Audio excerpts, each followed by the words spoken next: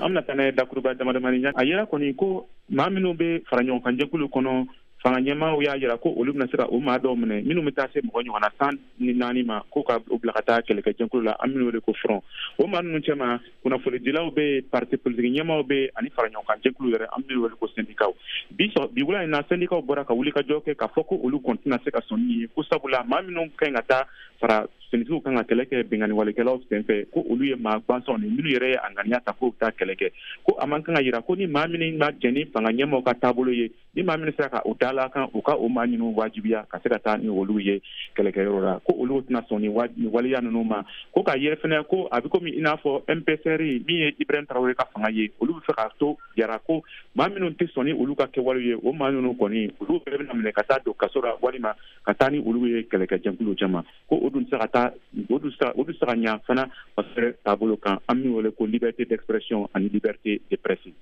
Ayiwa Kader n'i ye jateminɛli kɛ denmisɛn sifinkulu caman tun bɛ yen nɔ waati tɛmɛnlenw na minnu bɛɛ lajɛlen tun yera jaw la bɔlɔlɔsiraw kan u y'a yira k'a fɔ u labɛnnen don ka fara Burkina Faso jamana finitigiw kan walasa ka se ka taa jadijɛkulumaw kɛlɛ olu ka koɲɛ bɛ cogo di?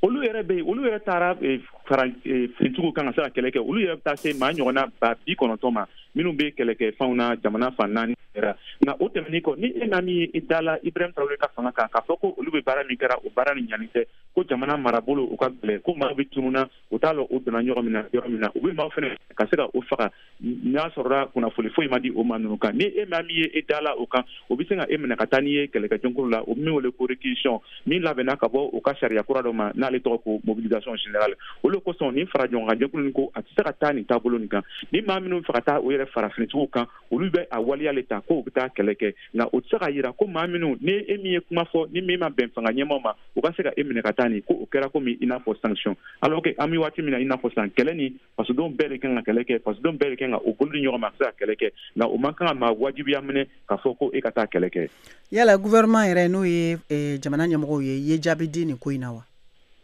O ma jaabi